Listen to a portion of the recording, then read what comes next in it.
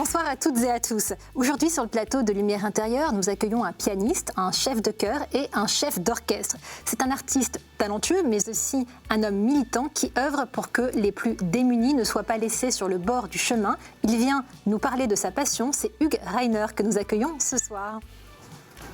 Bonsoir Hugues Reiner. Bonsoir. Merci d'être avec nous sur ce plateau. Je parlais à l'instant de passion. Comment est née chez vous cette passion pour la musique ? J'aime beaucoup le mot passion parce qu'il a une vertu. C'est à la fois, on peut dire, l'enthousiasme, on peut dire ça comme ça, mais l'origine du mot, c'est souffrance. Et moi, ce qui m'intéresse dans ce mot passion, c'est compassion, évidemment. Et donc, et là, c'est l'ouverture vers la musique qui en font la discipline la plus merveilleuse pour aimer les gens. C'est le prétexte. Et donc, d'où est venue cette passion ? Je crois que la réponse est dans mes yeux, ou les vôtres, c'est-à-dire évidemment ce qu'on ne peut pas nommer ni rationaliser. C'est de l'ordre de l'intime. J'oserais dire que c'est une intuition. Est-il vrai qu'à l'âge de 10 ans, en écoutant la 5e symphonie de Gustave Mahler, vous avez décidé à ce moment-là de consacrer votre vie à la musique ? Alors, je ne sais pas comment vous savez ça, parce que... Je sais beaucoup de choses. Oui, c'était, comme souvent le cas, un messager, je devrais dire, innocent, intuitif, un messager qui ne savait pas qu'il me transmettait quelque chose. Un camarade d'école, dont la famille avait été alertée par le service social de mon lycée pour me nourrir un peu plus et un peu mieux. Bon, on en parlera peut-être tout à l'heure pourquoi. Et donc j'allais tous les jours à la fois dîner et en même temps, ce qui était extraordinaire, d'abord un vrai dîner, mais en plus il y avait un piano, mais en plus dans sa chambre c'était des disques, vous voyez, 33 tours de symphonie de Gustave Mahler. Et j'ai reconnu la musique. Est-ce que c'est pas courant à 10 ans d'être sensible à ce type de musique ? À mon avis, ça devrait être courant chez tout le monde, mais il faut au moins avoir le disque. C'est pas courant parce qu'il n'y a pas les disques, il n'y a pas la personne qui tiens, écoute ça. Là, vous avez été à ce moment-là très touché. Est-ce que vous vous souvenez ce qui s'est passé ? Est-ce que vous avez arrivé à revivre ce moment-là ? Je me suis dit, voilà, ça y est, c'est bon, je vais devenir chef d'orchestre rien que pour pouvoir diriger ce que j'entends. Et pour être plus près. Au fond, pas pour comment dire, l'orgueil. C'est pour être plus près de Gustave Mahler, qui était devenu comme mon père spirituel. Je voyais un père. Et pourtant, vous n'avez pas évolué, vous, dans une famille de musiciens, plutôt dans une famille d'écrivains. En quoi est-ce que ça a impacté votre construction personnelle ?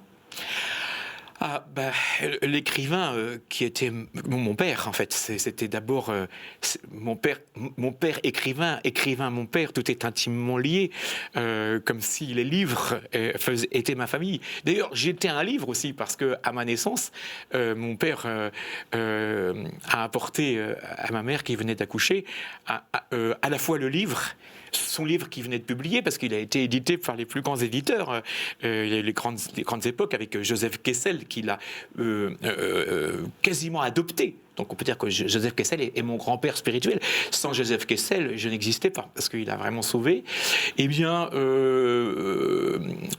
ce père, au fond, m'a appris la musique à travers les livres, mais pas les livres de musique, à travers la curiosité, je dirais intellectuelle, et la curiosité, je dirais humaine, pour ne pas dire les grands mots psychologiques, moi je dirais plutôt humaine. Et cette curiosité, je crois que j'en ai hérité.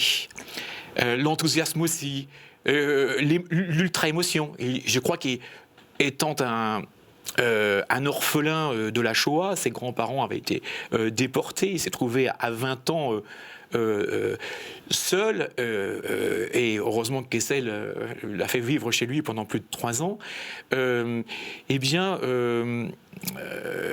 J'avais un père à la fois étonné de vivre encore, et donc goûtant chaque minute comme un don le plus précieux. Donc j'ai été élevé au précieux de la vie. Il me disait chaque fois, regardons-nous dans les yeux, tu ne trouves pas ça que c'est vraiment exceptionnel, c'est fou qu'on soit là. Et il m'habituait à dire que finalement, quand on se dit bonjour chaque matin, bonjour, mais il faut savoir que vous savez qu'il y a un jour nouveau chaque jour. Alors on reconstituait les choses, enfin on les revoyait sous un angle d'enthousiasme, je dirais presque du rescapé.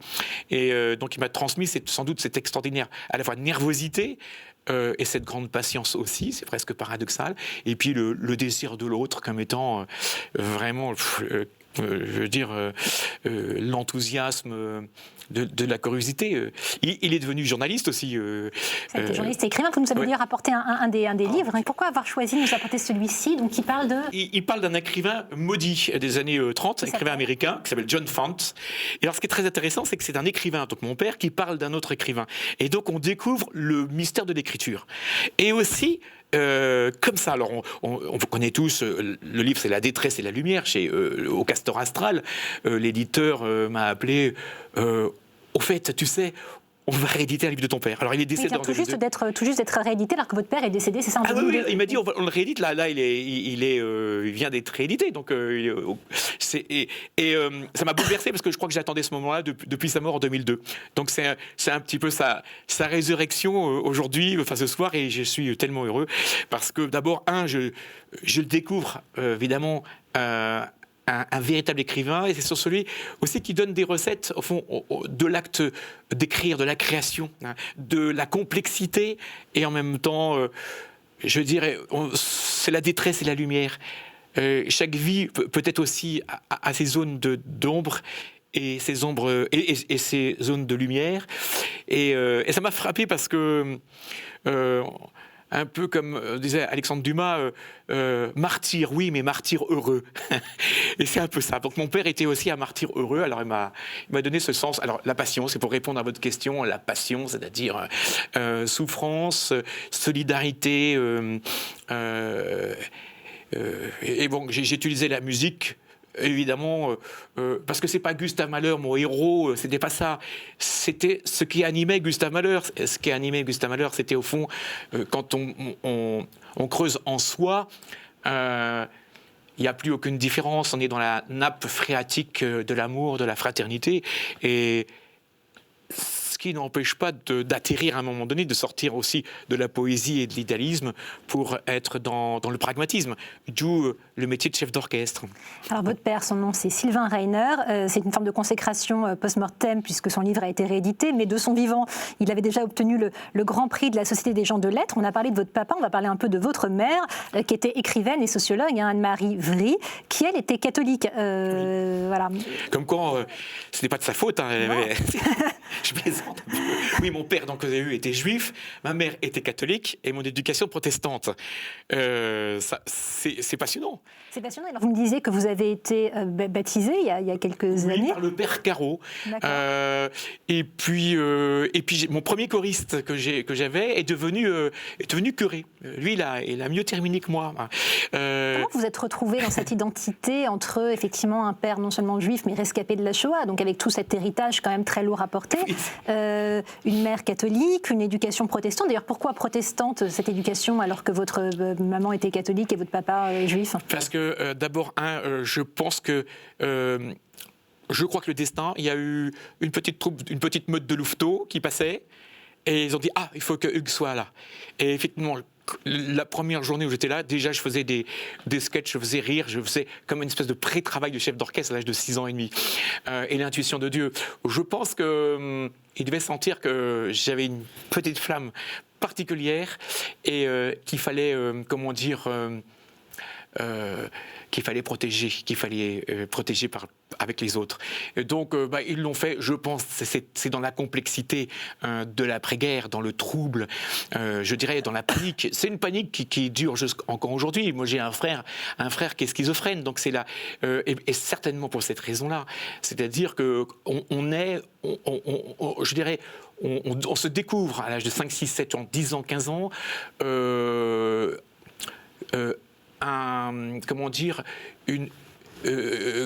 un arbre généalogique qui puise dans les racines de l'horreur. Waouh, c'est quelque chose, hein, c'est quelque chose. Et surtout, mon père écrit des livres sur la Seconde Guerre mondiale, notamment un livre qui s'appelait « Et la terre sera pure », comme son nom l'indique, son Troisième Reich, sur les expérimentations médicales nazies. Il y avait des photos plein partout, des photos interdites, des photos d'archives de l'armée américaine, réservé aux journalistes, enfin pas du tout public. Et évidemment, quand c'est ce qui est caché pour les enfants, c'est ce que je recherche en premier lieu. En fouillant dans le sac, j'avoue, parce qu'on est un peu au confessionnal, je voyais, pardonnez-moi, d'ailleurs un très sympathique confessionnal, et je vous remercie, et bien je voyais né à Bucarest. Alors je faisais une blague. Alors, handicapé, je veux bien, mais juif, quand même. Fallait que je le fasse rire, parce qu'évidemment, c'était les larmes tout de suite. Où sont tes parents? À chaque fois qu'il y avait mon anniversaire, je voyais mes copains qui avaient de l'argent, des grands-parents, des cadeaux au Noël. Et mes grands-parents à moi, paternels, ils sont où? Mais il n'y en a pas. Eux étaient morts dans les camps? Bien sûr, oui. Mon père n'avait pas de parents, c'est pour moi. Oui, ils sont morts à Auschwitz, en Pologne. D'ailleurs, quand j'ai dirigé, je ne voulais pas aller à Auschwitz sans la dignité de mon travail. C'est-à-dire, je ne voulais pas y aller, pardonnez-moi, en commémoration, c'est comme ça, je ne dis rien contre ceux qui iraient comme ça. Mais moi, il fallait qu'il y ait une création personnelle, une résilience, ça c'est le mot à la mode, enfin, je dirais... C'est une bonne mode, vous me direz. Mais il a fallu attendre l'Orchestre national de Katowice, un des immenses orchestres européens, la 6e symphonie de Gustav Mahler, l'honneur de le diriger, et à 30 km d'Auschwitz. Donc il y avait un musicien qui avait une voiture, parce que je ne sais pas conduire, et après une répétition, j'ai dit, on y va. Il m'a dit, mais t'as vu l'heure? Il est 22h, c'est pas grave, on va à Auschwitz. Alors, en voiture, j'étais fou. Il fallait que je rencontre mes grands-parents et ma tante qui a été morte à 15 ans. Et j'avais mes bouquets de fleurs. Et je nous vois, après une répétition, moi, blême, lui effrayé par, tout d'un coup, mon énergie, et puis donner ses bouquets de fleurs. Et puis le lendemain, aller au-dessus du four crématoire et vraiment, on va dire, me mettre en communication et dire bonjour mon grand-père, bonjour ma grand-mère, je suis votre petit-fils, bonjour ma tante, je suis votre petit-fils. Et à partir de ce moment, pas une journée je ne penserai pas, pas une journée je laisserai sans penser à vous. Mais penser à vous, pas dans le désarroi, mais dans l'ordre, penser dans l'ordre. C'est là où je me suis intéressé aux réformes de l'ONU, très sérieusement. Évidemment, dans une indifférence colossale, parce que c'est compliqué, ça embête tout le monde, c'est pas le court terme, même pas le moyen, on parle de la cathédrale Notre-Dame, ça c'est ceux qui ont commencé à bâtir, sachant que ils ne verraient jamais son accomplissement, ils le faisaient quand même. Moi j'ai envie de contribuer à ça, c'est ma façon à moi d'accepter l'héritage l'héritage des cendres. C'est très fort, c'est très puissant cet hommage que vous êtes allé leur rendre sur ce lieu de l'horreur. Et derrière, il y a aussi la question de l'identité, parce que c'est compliqué de se forger une identité avec effectivement ce passé très lourd à porter, un nom de famille qui est synonyme de mort et d'extermination, et puis dans tout ça, d'autres héritages, la maman catholique, l'éducation protestante.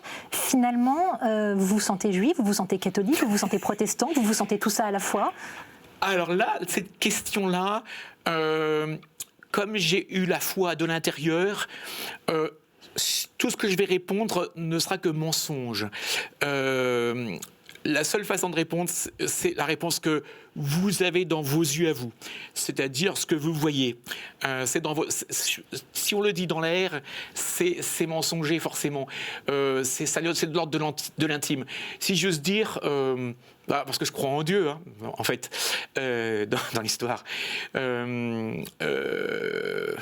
Et même je crois en Dieu, même cette phrase elle est tellement rationnelle. On ne devrait pas obliger de le dire, mais quand même. Et donc, la réponse est là. Je me sens bien. Voilà, je me sens bien. C'est l'essentiel. Oui, oui, exactement. Donc, ma religion, c'est je me sens bien. La foi vous apaise, on dirait, quelque part. Ah bah, oui, c'est assourdissant. Je veux dire que vous savez, c'est comme si j'avais reçu les cloches de Notre-Dame dans la figure. Hein. Bloom. Elle a toujours été là, cette fois, ou elle est venue sur le tard? Non, c'est tragique toujours. Non, pourquoi c'est tragique? Non, mais tragique parce qu'évidemment, ça bouleverse votre vie tous les jours. C'est-à-dire que vous êtes forcément, si vous êtes dans la foi, vous vous cognez souvent contre les murs de la rationalité. Alors, c'est pour ça que j'ai un peu de bosse quelque part. Oh, donc, d'ailleurs, quand je commence à prendre une décision, je dis, il y a une petite voix intérieure, rappelle-toi Hugues. Ah oui, et hop, je fais le contraire.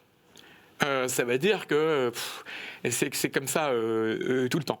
On a parlé de religion et de foi, ce qui est très bien. On va revenir un tout petit peu à la musique. Vos parents vous ont-ils soutenu dès lors que vous leur avez dit que vous vouliez vous orienter dans cette voie-là? Est-ce qu'ils vous ont soutenu? Alors, d'abord, c'était des écrivains, sans aucune concession. Ils ne faisaient pas d'autres métiers, ni prof, ni rien du tout. C'est écrivains. Et des écrits, c'est-à-dire ils ne faisaient pas de travail alimentaire. Donc c'était des romans, des récits, Alma Michel, Gallimard, Fayard, Flammarion, et j'en passais d'autres. Donc, quand il y avait des traversées du désert, c'était désert. On ne mangeait pas, c'était comme ça. Ce qui explique que vous alliez chez votre ami dîner, c'était ça, les petites histoires, d'accord. Vous avez relié les choses, comme ça, on va pouvoir comprendre un petit peu ce que je dis, c'est pas facile. Et surtout, oui, des moments de pauvreté où on s'éclairait à la bougie pendant 3 ans. Que ma mère, on est au confessionnal, hein, donc ma mère allait voler dans les églises. Donc pour moi, la lecture des partitions, c'était et des livres, je les lisais à toute vitesse le soir, parce qu'à la place d'un dîner, je mettais les bougies comme ça sur mon lit, comme ça, et je voyais, comme c'était passionnant, la lecture de la partition, je voyais, mon Dieu, la bougie, ça va bientôt être la nuit noire. Alors je me grouillais à toute vitesse, et d'où ma lecture, je déchiffre comme un malade, alors que je ne suis pas si intelligent que ça. Non, mais c'est ça. Est-ce que vous faisiez comme le joueur d'échecs de Zweig qui regardait l'échiquier sans avoir de d'échiquier réel devant lui? Est-ce que vous jouiez les partitions dans votre tête une fois que le noir était mais bravo, installé? Bien vu, tiens, j'avais pas repéré l'affaire, mais c'est tout à fait ça. Et effectivement, quand il faisait noir, eh bien, je basculais, ça basculait on va dire dans la foi, c'est-à-dire dans la lumière. Oui, c'est pas mal, c'est pas bête. Alors vous avez fait beaucoup de choses. Ma foi, c'était l'électrogène.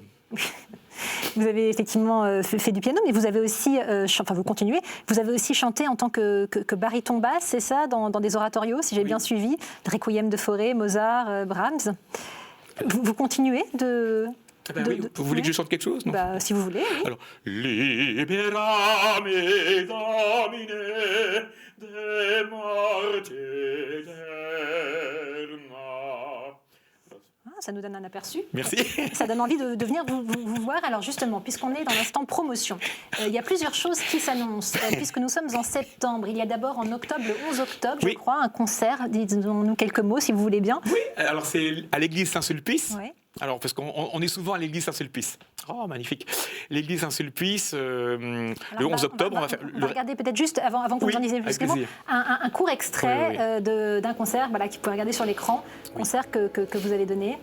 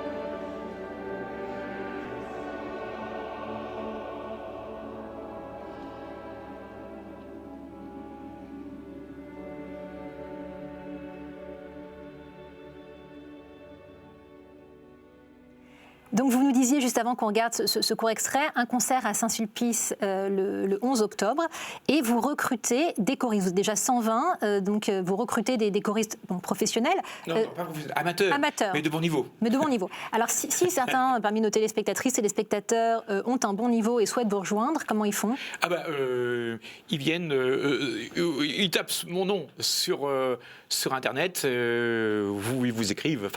Ils trouveront les infos. Ah oui, très facilement, avec mon nom, Chœur. Le chœur, ça prend mon nom, c'est le chœur international Hugues Reiner.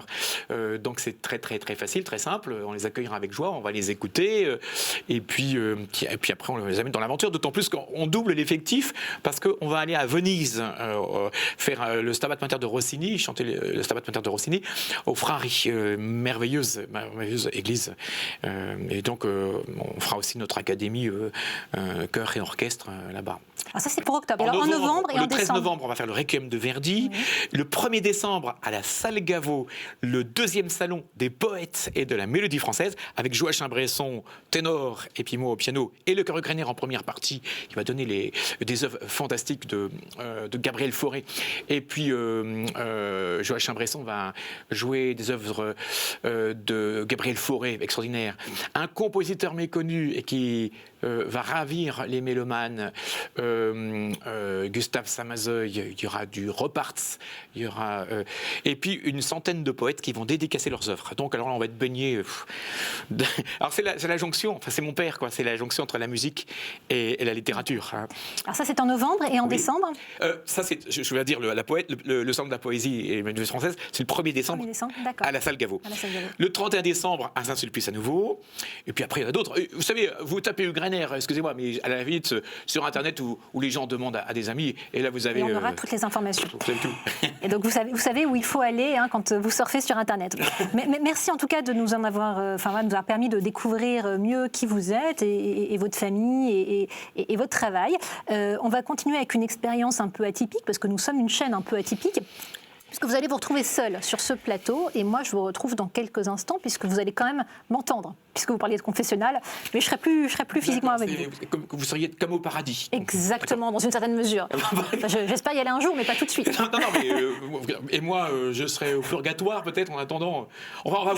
On va voir. Pour l'instant. Suspense. À tout de suite. Merci.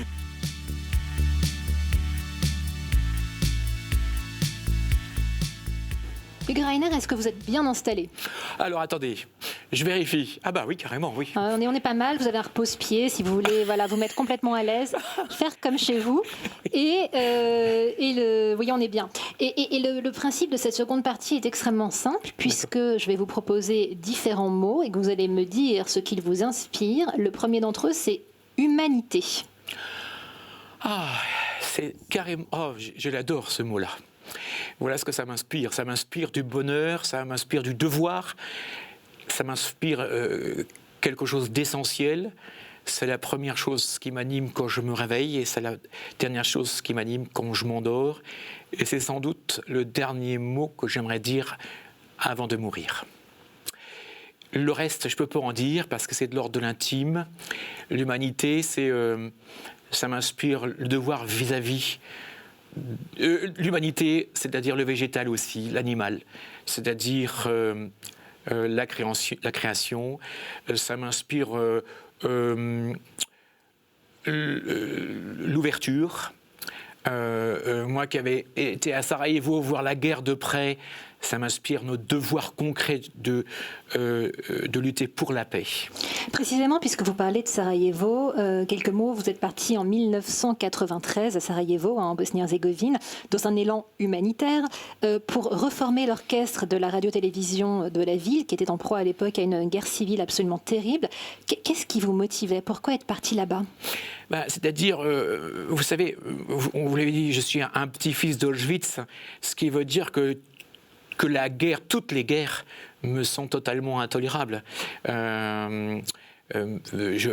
donc, c'est le fratricide, la guerre. Il n'y a pas un camp ou un autre, c'est simplement le fratricide. L'ennemi même, c'est la guerre. Et donc, j'ai oublié votre question, excusez-moi. Ma question, c'était de savoir effectivement qu'est-ce qui vous motivait au plus profond de vous pour partir vivre cette expérience. Alors là, la question se posait même pas. J'en avais parlé avec au docteur Ronnie Broman, qui me disait, tiens, c'est curieux, je pensais que tu y étais déjà. Donc, c'était pas à savoir si je devais y aller ou pas, c'est pourquoi je n'y étais pas encore. Ça m'avait vraiment touché parce qu'il me connaissait vraiment. C'est un petit peu la même réponse. La réponse est dans les yeux. Elle est dans l'âme, elle est dans l'intime. Je veux dire que c'est vrai que j'ai eu 3 émissions envoyées spéciales là-dessus, mais on n'a pas dit l'essence. L'essence, c'est de voir qu'est-ce que c'était que la guerre de près, en vrai. Et c'est pas pour être voyeur, c'est pour savoir quel est l'outil pour œuvrer contre la guerre. Pour moi, c'était une nouvelle ONU, mais ça, ce sera l'objet peut-être d'une 50aine d'heures d'émissions de télévision. On prévoira un autre moment pour ça. Alors. Chiche, franchement, ça vaut le coup. Donc, c'était les rencontres aussi. L'humanité, c'est aussi les rencontres. Et Yodi Menuhin a été une rencontre incroyable. Vous l'avez rencontré donc à Sarajevo ? Non, il n'est pas à Sarajevo. Bon, j'aurais bien aimé, mais enfin bon. Non, il a souhaité me joindre entre 2 séjours à Sarajevo. Son cabinet m'a appelé. Il souhaitait organiser un rendez-vous, chose qui a été faite. C'était très impressionnant, surtout lui. Pour moi, il incarnait la figure du musicien dans la splendeur de l'humanité, le musicien humain, on peut plus. Eh bien, il était très heureux de moi. Excusez-moi, mais enfin bon, confessionnal encore. C'est le moment d'autosatisfaction. Non, mais voilà, c'était, oui, franchement, vous savez, quand on partage les balles de sniper, on en a arrêté avec l'ego définitivement. Hein. Donc là-dessus, c'est assez clair. Non, vous savez quoi, je vais vous dire quelque chose en dehors de la langue de bois. J'aurais voulu que Yodi Menuhin vienne au milieu de la guerre pour m'aider à la faire arrêter, parce que j'étais pas vraiment connu, vraiment, et je me suis senti affreusement seul comme musicien à Sarajevo à ce moment-là. Donc, vous voyez, donc c'est... Il n'y a pas d'orgueil, il y a plutôt peut-être on va dire peut-être un petit peu de colère sans doute. Si on vous a proposé ce terme d'humanité, c'est parce qu'on sent bien que c'est pour vous plus qu'une préoccupation, peut-être même une forme d'obsession. Et vous faites régulièrement monter sur scène des artistes qui sont en situation de handicap ou avec un vécu extrêmement fort. Pourquoi est-ce que c'est important pour vous ? Parce que sans doute, je me sens concerné aussi. Peut-être que je me sens en situation de handicap. On a parlé de passion. Passion, c'est souffrance. J'ai peut-être hérité de mon père d'une hyper-émotivité. Donc, effectivement, j'ai un frère qui est schizophrène. Donc, c'est mon professeur d'humanité. Donc, en fond, leur présence au sein de mon chœur, de ma chorale et de mon chœur aussi, est totalement... je dirais, banal. C'est le contraire qui est anormal. Quitte à faire baisser un petit peu le niveau, hein, parce qu'on fait baisser peut-être le niveau purement musicologique, mais on le fait beaucoup monter au niveau de l'humanité. C'est quand même aujourd'hui l'essentiel. Il faut se dépêcher d'être un peu plus humain, un peu moins productif et un peu plus, je dirais, contributif. Vous dites que vous n'avez pas d'orgueil, et je le crois très volontiers. Néanmoins, c'est quand même très plaisant d'être décoré. Et vous avez été décoré des mains de Monsieur le Cornu, chevalier des arts et des lettres. Ça vous a procuré de la fierté ? J'adore votre question. Vous savez quoi ? Ce qui était drôle, c'est que je me serais moqué d'un confrère qui aurait eu cette médaille. Et quand je l'ai eu, ça m'a fait pleurer. Voilà, en fait, j'ai pleuré. J'étais phoné vraiment, j'étais... je ne sais pas pourquoi j'ai pleuré, mais j'ai pleuré vraiment. C'était terrible. Je vous le dis dans l'intimité, parce que bon, là, puisque personne ne nous regarde. Enfin, je ne sais pas. Non, personne, je vous rassure. Mais voilà, je vous révèle des choses. J'étais infiniment touché. Et Sébastien Lecornu, jeune ministre actuel, Benjamin du gouvernement, 32 ans, je lui ai dit, tu ne sais pas ce que tu as fait, mais c'est incroyable. Il y a quelque chose, une espèce de alors, on va dire, une reconnaissance. Moi qui étais un chef d'orchestre complètement atypique, vous savez, l'anti-carrière, c'est vraiment, je l'incarne totalement. Même si j'ai dirigé 1500 concerts, c'est quand même des concerts tous de briques et de broc, enfin, même si c'est des belles briques et des belles brocs, enfin bon, je sais pas vraiment, mais j'ai fondé le Chœur français, c'est ma seule aspect officiel. J'étais très ami avec Marcel Landowski.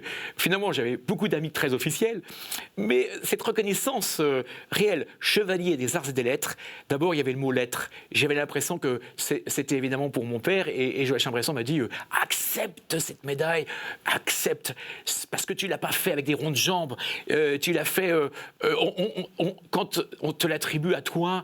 Ça a quelque chose de puissant, de valeur. Donc, alors, Sébastien Lecornu, je lui dis un merci incroyable. Je ne suis pas apolitique, je suis interpolitique, c'est-à-dire avec des amis partout. C'est un devoir, un devoir. Quand on parle de devoir, on parle parfois de devoir de mémoire, et vous me voyez venir, j'en viens au mot suivant, qui est le mot mémoire. Ben oui, accepter la mémoire, c'est le défi du futur, c'est l'enracinement.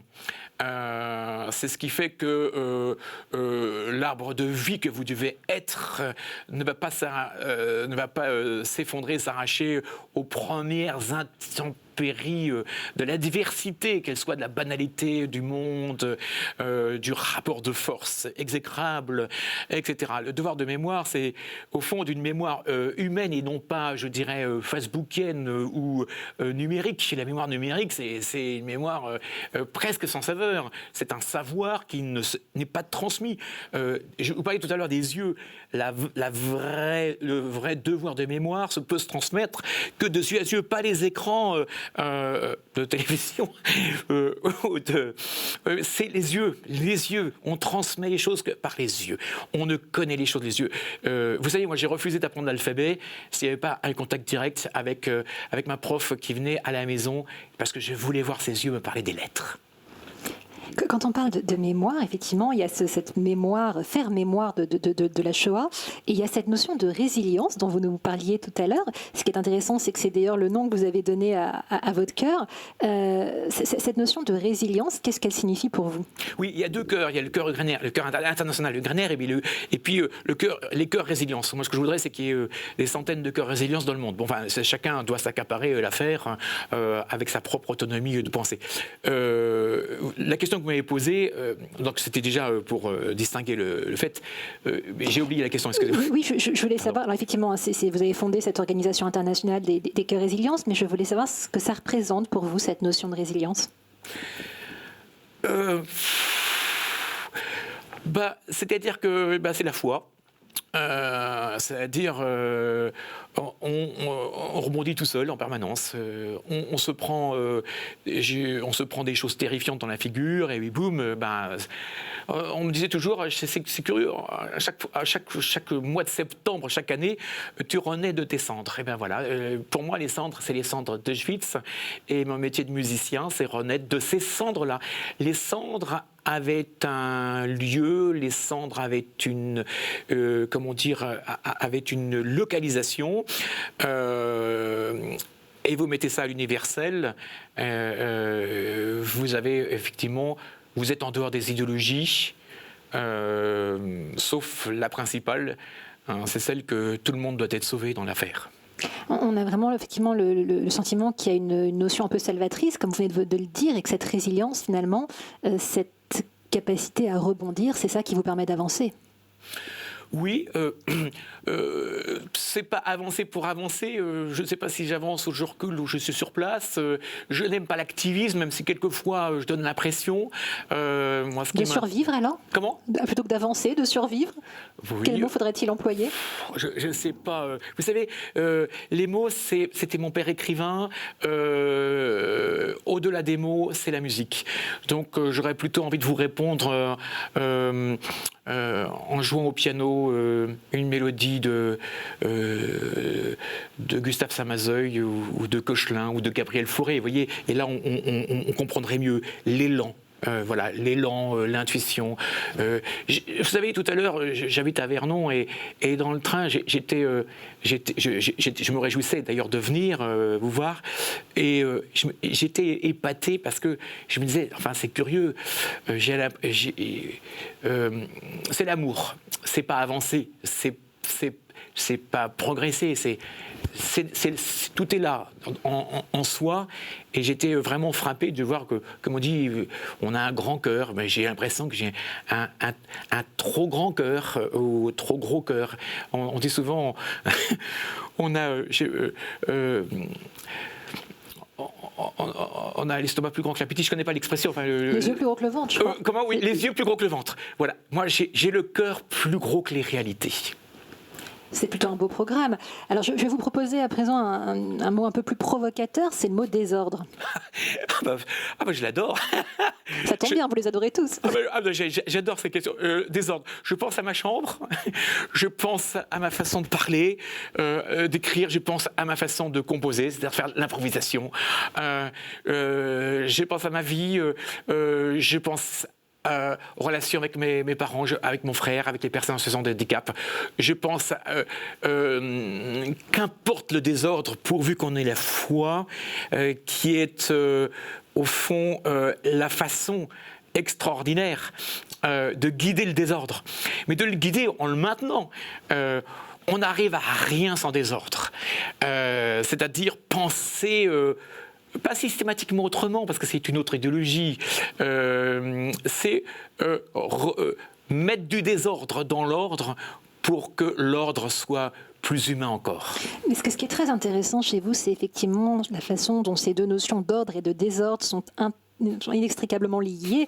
Il y a à la fois un côté un peu désordre, parce que vous êtes très sympathique, passionnant, il y a beaucoup de digressions, ça part un peu dans plusieurs directions, on sent effectivement un côté un peu désordre sur certaines choses, et en même temps, vous nous parliez tout à l'heure de la musique qui avait permis de mettre de l'ordre, comme si la musique était quelque part une forme d'ordonnancement, je ne sais pas comment on pourrait le dire, qui viendrait mettre un peu d'ordre dans ce désordre. Oui, alors là, c'est un tout petit peu l'illusion du fait que nous avons qu'un petit moment. Comment voulez-vous qu'on parle de quelque chose d'ordonné en une seule heure alors qu'il s'agit de 59 ans de vie? Pourquoi? Et évidemment que je parle dans tous les sens parce qu'il y a beaucoup de sens.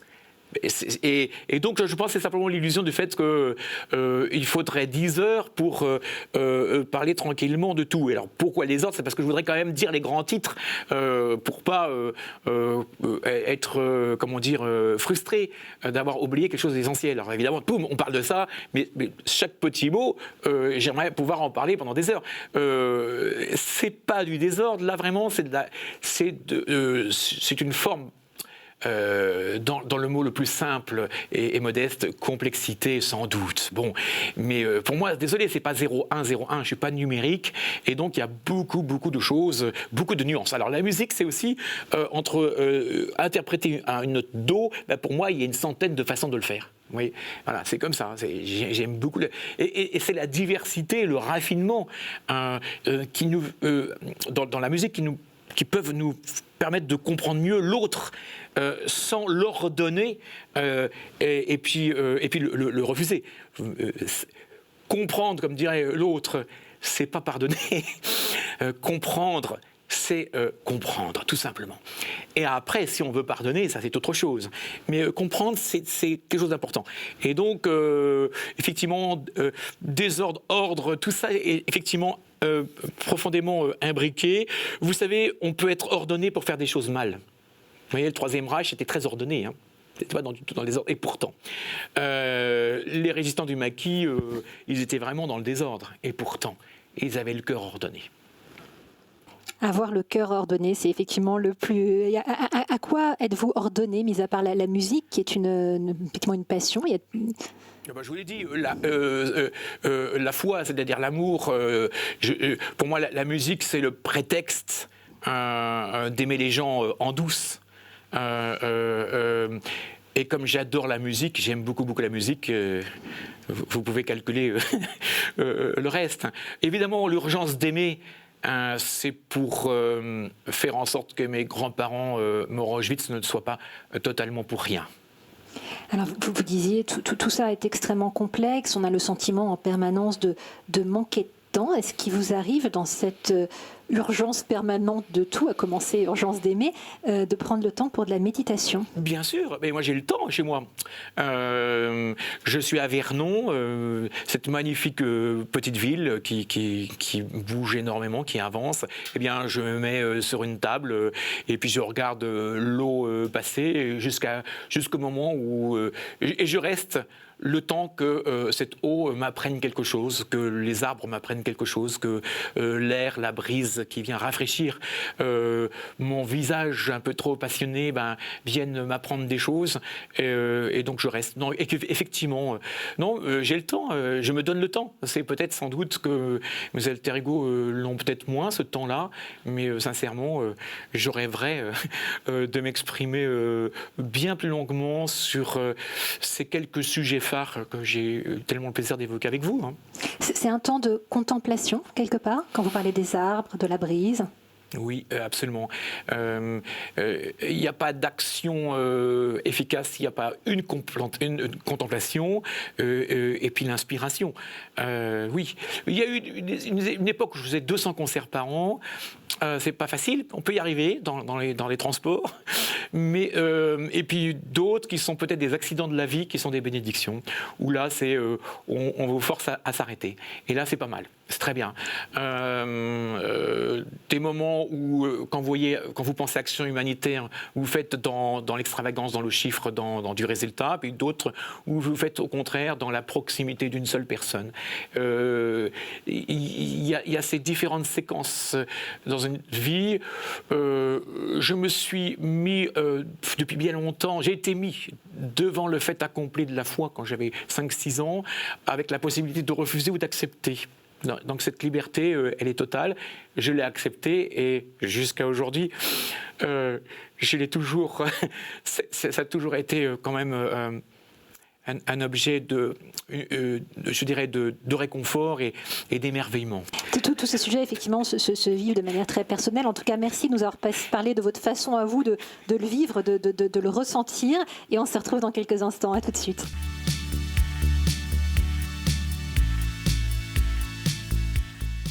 Merci beaucoup, Rainer, de vous être livré. C'est passionnant. Vous avez une histoire absolument passionnante. Je voulais savoir comment ça s'est passé pour vous, ce moment, le moment que vous venez de vivre, de vous retrouver seul sur ce plateau avec ces différents mots. Franchement, très très très bien. Je suis pas du tout, je suis pas inquiet de l'âme, du face à face. Vous savez pourquoi? Parce que quand on est, je ne sais pas si quand vous dirigez un concert, ça vous arrive de temps en temps, non, de diriger un concert, non, peut-être pas, mais quand on dirige un concert, et moi c'est arrivé d'avoir de la symphonie d'Émile de Gustave Mahler, vous avez 700 personnes en face, et puis 3000 derrière. C'est des moments de méditation. Parce que si vous n'êtes pas calme, vous êtes foutu.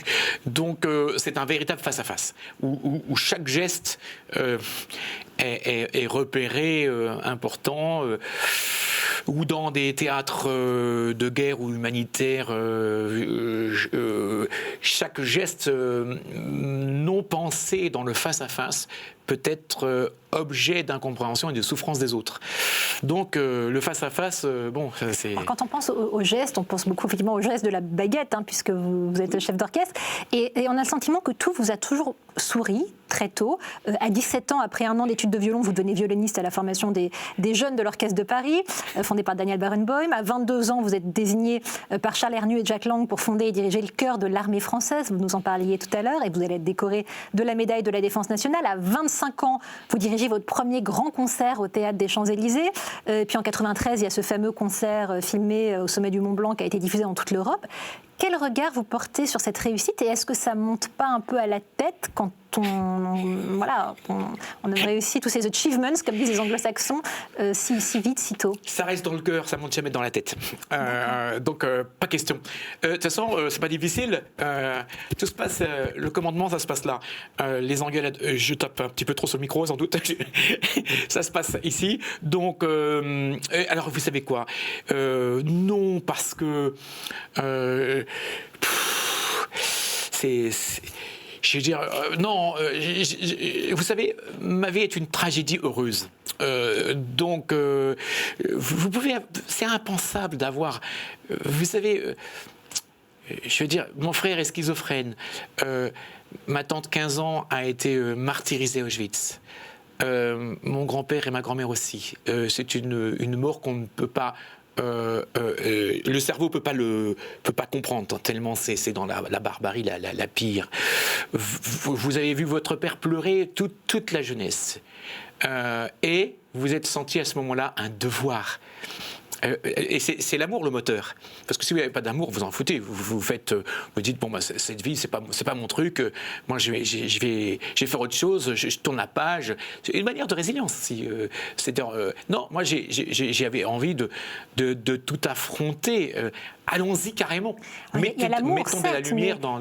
Pardon. Il y a de l'amour, mais il y a aussi la curiosité, vous en parliez tout à l'heure, peut-être le désir, l'exigence. Il y a aussi d'autres ingrédients dans ces secrets de fabrication. Oui, donc je disais que la matrice était l'amour. Je ne disais pas que c'était pas tout. C'était le commencement des conséquences, je dirais, dans une antiphrase, des conséquences fâcheuses, en quelque sorte. Oui. Vous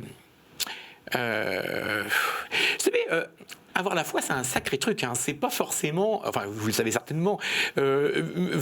C'est-à-dire que c'est quelque chose. C'est pas un slogan. Ce sont pas des lettres comme ça. Et c'est-à-dire pas donné à tout le monde. D'avoir la foi. Moi, je pense que si. Je pense que si. Vous voyez ce que je veux dire?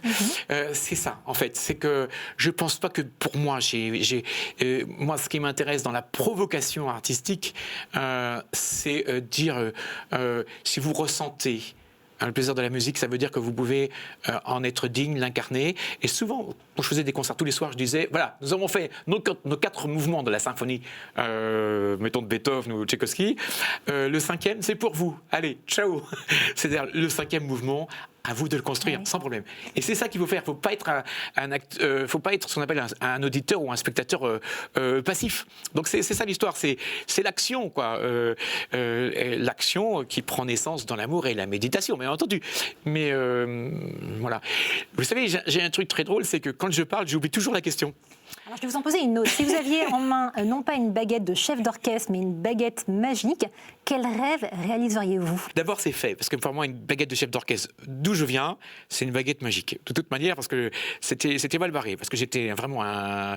Voilà, j'allais pas à l'école, mangeais pas, donc c'était la catastrophe. Vous avez dit que vous ne mangez pas, mais je ne savais pas que vous n'alliez pas à l'école. Bon, je me suis rattrapé depuis, j'ai compris. Non, mais... non, c'est-à-dire que vos parents ne vous poussaient pas à aller à l'école? Pas du tout.